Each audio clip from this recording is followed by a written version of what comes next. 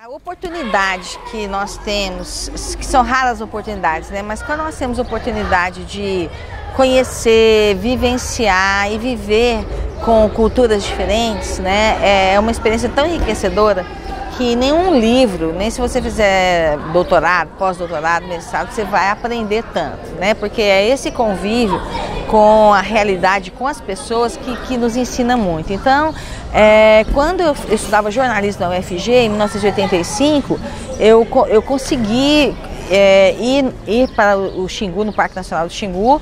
Tinha um evento grande para a demarcação das terras indígenas, que o Raoni, ele solicitou um encontro com o governo. E nessa época eu trabalhava no Instituto de Antropologia da Católica, né, da PUC, atualmente PUC. Eu catalogava as fotos do fotógrafo Gesco von Puttkamer. E isso me deixou encantada. Quando eu vi as fotos dele do Xingu, eu pensava, nossa, um dia eu quero conhecer essa cultura, né? E eu conversei muito com o pessoal da FUNAI, com os povos indígenas, e eu consegui uma vaga para ir como estudante de jornalismo. Então eu fotografei o encontro dos índios, solicitação deles de demarcação de terras, e ficamos lá só 3 dias, mas esses 3 dias modificaram a minha vida, né? Porque eu pensei, nossa, como eu sou ignorante, né? Como minha cultura é pobre, né? Como eu não sei nada. E essas pessoas têm tanto para me ensinar. Eu estava com 18 anos.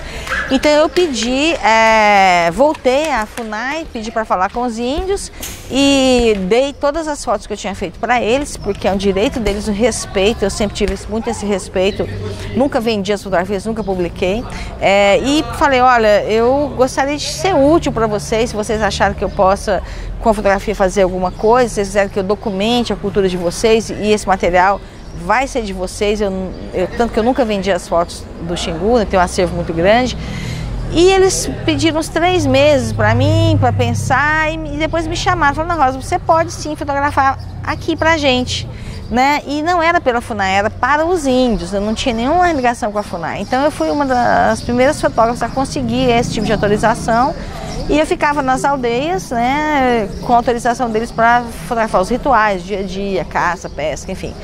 Então foi um aprendizado fantástico, né, que eu vi a importância, eu entendi por que os índios precisam de mais terra. Por que eles precisam de mais terra? Porque o tipo de relação que eles têm com o ambiente, com a produção de alimento, é um extrativismo, né? É totalmente respeitoso com a natureza, né? Eles vão só roçar um pequeno espaço para plantar um número X de pés de mandioca, porque se plantar mais eles não vão comer, vai estragar, vai se perder, né? Não vão ter freezer para estocar. Então a relação com o meio ambiente ela é muito saudável, porque não tem a produção em excesso, o excedente para se vender, para ter lucro. E eu só pude entender isso lá. Outra coisa, todos esses estereótipos contra os indígenas, né, de falar, índio é preguiçoso, de forma alguma, o índio trabalha demais, né? Primeiro porque ele constrói a própria casa, ele é o engenheiro, o arquiteto, o pedreiro, né? Para ele comer, ele tem que conseguir pegar o peixe, ele tem que ir na roça, ele tem que ter plantado, ele tem que arrancar o alimento, ele vai fazer a rede dele para ele deitar. Então, os instrumentos os utensílios que ele vai usar, então tudo isso naquela época, nos anos 80, né? Eu vi o quanto é trabalhoso você ser autossuficiente. Então, o quanto isso, e eu sei que eu não sou autossuficiente em nada, né? Primeiro que eu não sei construir minha casa, eu não sei fazer meus sapatos, eu não sei fazer minha rede, né? Então, a gente vê com outros olhos essa população, né? Essa cultura. Então, isso me ensinou muito, né? Foi uma oportunidade muito grande, e foi através da fotografia desse registro, né, que eu pude fazer isso, e essa coleção eu doei para o Museu do Índio em Brasília, na Memorial Indígena, e também ela está no Museu do Homem em Paris, numa coleção de diferentes etnias, que eu participei de uma grande exposição no Museu do Homem na França, que ficou 2 anos em cartaz, depois viajou vários países. E também a Embaixada do Canadá, ela viajou com essa exposição minha no mundo todo, enfim, em vários lugares, né?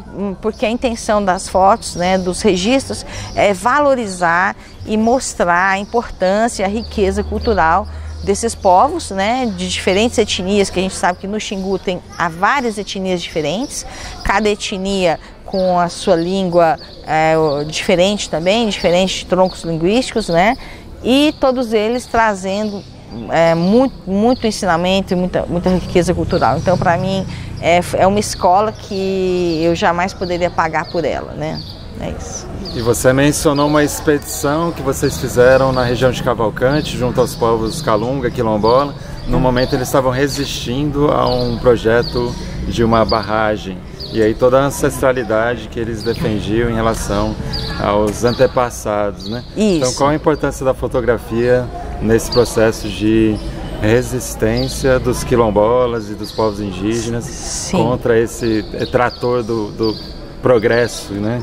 Isso, então quando eu estava na época acompanhando, né, as notícias dessas barragens, da barragem que seria feita nessa região dos quilombolas, conversei com alguns antropólogos, na época era a professora Meire Baioc, e também com os nossos professores de jornalismo, né, o Niltinho, o João Mar, que sempre foram muito engajados socialmente, e nós fizemos uma expedição de uns 5 alunos da UFG, e fomos caminhando, né, porque não existiam as estradas ainda, até as primeiras comunidades que davam acesso, tipo 2 dias de caminhada, né, ali naquelas pequenas montanhas. E a fotografia foi muito importante, por quê? Porque através dos registros fotográficos você pode ver as condições materiais e culturais desses povos.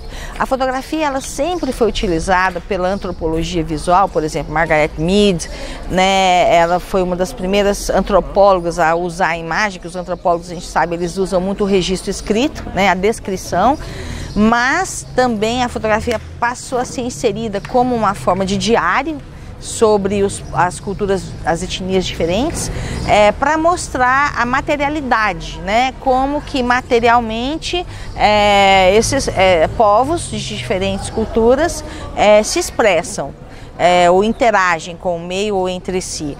Então, quando você fotografa, por exemplo, uma comunidade quilombola, com as casas construídas em adobe, telhados de palha, feitos por eles, né? Você vê todo o esforço que foi colocado ali, você fotografa uma área que é um cemitério onde estão enterrados os parentes deles, os ancestrais, né? Os bisavós, os primeiros escravos que fugiram da escravidão e criaram os quilombos, né, para escapar dessa coisa absurda que foi a escravidão, né?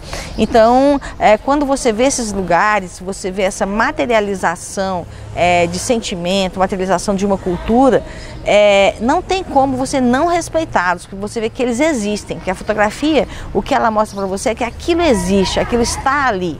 Porque o que os opressores fazem, né, os opressores no sentido assim, as pessoas que querem destruir uma cultura, destruir uma etnia, para se apropriar dos bens daquela cultura, eles vão desprezá-los, né, eles vão inferiorizá-los com adjetivos assim, que não, eles vão dizer, isso aí não existe cemitério, não existe essa cultura, ou tem 2, 3 pessoas que moram lá.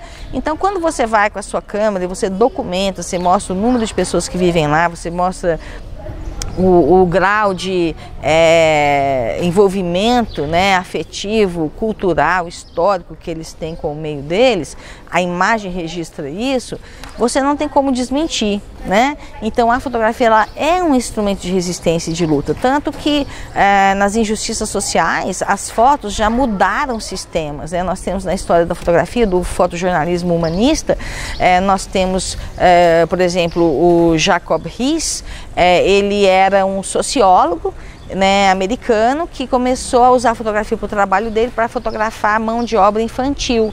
Então, crianças que trabalhavam em minas de carvão.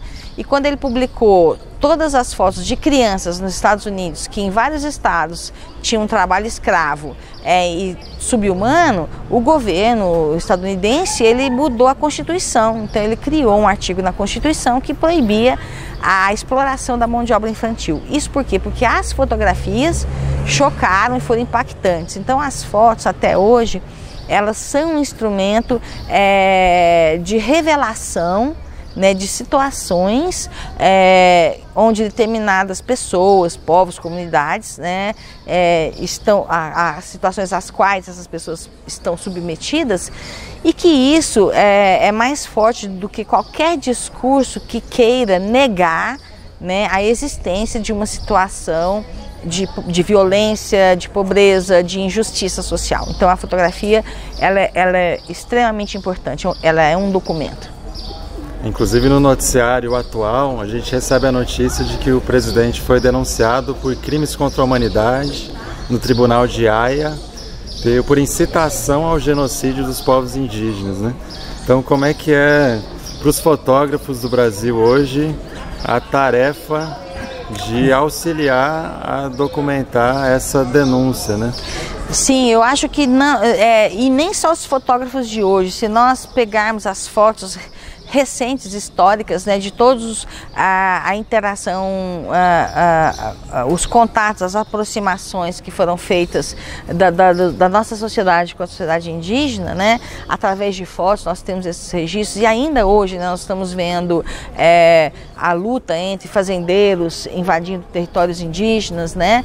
Então os fotógrafos têm uma responsabilidade social muito grande, né, muito grande, e nós esperamos, né, que o humanismo, né, ele seja capaz de sensibilizar as pessoas que possuem uma câmera, porque a câmera você pode apontar para onde você quiser, né, e vai ser a partir da sua ideologia, do seu ponto de vista, que você vai fazer uma leitura da realidade. Então nós esperamos que os fotógrafos tenham essa consciência humanista, né, de apontar a sua câmera para o lado certo, no momento certo, né, em defesa das injustiças sociais que acontecem aqui e no mundo todo.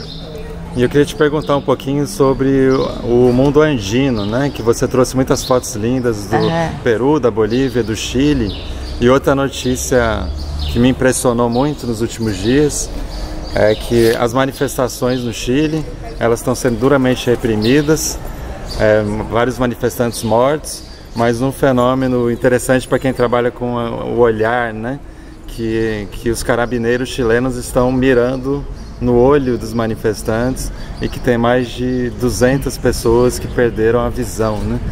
Então queria saber o que você pensa sobre esse método de repressão da expressão popular nas ruas, né? Eu acho que não tem nem metáfora nisso, né? Porque se a gente fosse fazer uma metáfora de cegar as pessoas para elas não verem realidades opressivas, né, ideologicamente opressivas, ditatoriais, né, militares, que é o que esse governo chileno está expressando, né? Eles, eu vou cegar as pessoas, mas eles estão cegando fisicamente, porque a cegueira ideológica, ela é transmitida através dos meios de comunicação, das escolas, né, onde governos totalitários têm o controle sobre as artes, aquilo que é mostrado na arte, o que pode mostrar, o que não pode, né? A gente sabe que Hitler, ele destruiu em massa a arte alemã, né, assim que ele entrou no poder. Tudo que veio antes, que era algo crítico, que não se enquadrava no crivo da estética que ele via, foi destruído, né? Então, o olhar ele é muito poderoso, que é através daquilo que você vê. Claro que o que você ouve também é muito importante, mas aquilo que você vê te dão as evidências, né, para o entendimento de uma determinada situação social, política, econômica. E você cegar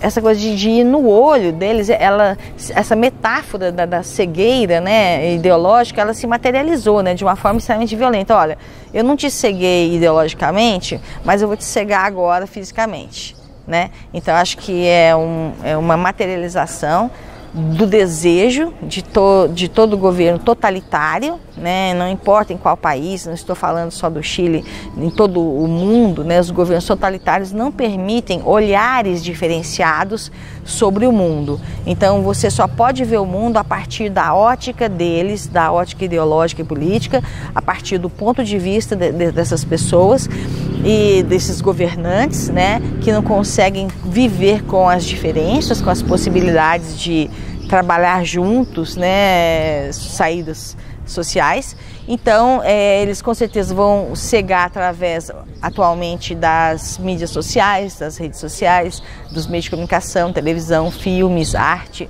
mas é muito apelativo, né? Extremamente revelador, falando em revelar, em ver, é muito revelador essa atitude do exército chileno, né, de ir nos olhos da população, né? Isso fala muito mais sobre eles, né, do que sobre as pessoas que estão sendo atacadas no olhar. Então o olhar não pode existir, o olhar que é diferenciado, ele não merece, ele tem que ser cegado, né?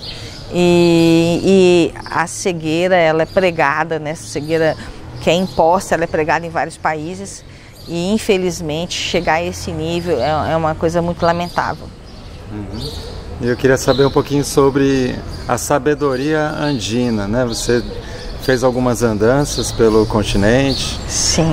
E a gente está vivenciando também na Bolívia uma radical mudança de regime, onde parece que essa ética da Pachamama, do plurinacional, né, do respeito a todos os povos indígenas ali, está perdendo espaço para uma espécie de ditadura fundamentalista, a ponto deles dizerem, não, agora a Bíblia é que manda aqui na Bolívia e chega desse negócio de Pachamama. Então eu queria saber se, através dessas andanças que você fez fotografando a Bolívia, o Peru, o Chile, se dá para a gente dizer que o Brasil tem algo a aprender com essa sabedoria andina. E por que você acha que o brasileiro não se considera tanto latino-americano? Parece que tem um abismo entre nós, assim. Eu até tenho dificuldade em responder a sua pergunta, porque ela ficou muito ampla, mas assim, eu acho que nós temos muito a aprender com a América Latina, né, principalmente com os primeiros povos da América Latina, que no Brasil foram as populações indígenas, como a gente acabou de falar agora do Xingu, né, e nesses outros países são as populações, as etnias nativas, né, indígenas desses lugares, porque eles têm, por exemplo, o que me impressiona e me encanta muito, né, na Bolívia, Peru, Chile, é que essa população, ela é uma população que demograficamente ela tem um número muito grande, né? Então não é como no Brasil, que houve um mesticismo tão grande que você perde até muitas vezes os traços físicos das pessoas. Lá não, você vê exatamente, olha, ele é descendente mesmo indígena, ele tem os traços físicos, ele fala o quechua, ele fala o aimara, ele fala a língua nativa ainda, né? Não perdeu essa língua. Então, eu adoro lá ir nos mercados, nas ruas, conversar com essas senhoras indígenas que têm ervas, elas têm aquele monte de erva na calçada e ela te explica o princípio medicamentoso de cada curativo, né? A fitoterapia ali de cada erva dessa, o chá disso é bom para aquilo, para lá. Então, isso, o que me ensina muito, né, que o brasileiro, todas as pessoas têm que aprender com isso, é que as culturas, os povos primeiros, eles precisam existir, eles têm primeiro o direito adquirido, que eles estavam aqui desde que os colonizadores chegaram, né, desde que os espanhóis, portugueses, holandeses chegaram. E se nós exterminarmos essa população, quem está perdendo somos nós, né? Nós estamos empobrecendo porque uma sabedoria, né, muito grande sobre a natureza, sobre o universo, sobre relacionamentos, sobre, enfim, tudo que eles possuem de conhecimento vai ser perdido, né? Então acho que o aprendizado assim, é o respeito às diferenças e às diversidades. Então, eu queria convidar você que está aqui assistindo, né, a visitar o meu canal no Vimeo, que tem alguns curta-metragens lá, 2 longas documentários que estão abertos, vocês podem assistir. A gente tem animação, eu faço animações também com os livros da Cora Coralina, para crianças, para professores que trabalham na escola, vocês podem usar os filmes, né, são os poemas dela adaptados. Tenho muito curta de ficção também, eu adaptei alguns autores goianos para o cinema e vai ser um prazer ter até o feedback de vocês. Quem tiver tempo de assistir, vai lá. Se quiser fazer um comentário, eu também quero aprender com vocês, com o seu ponto de vista. É isso.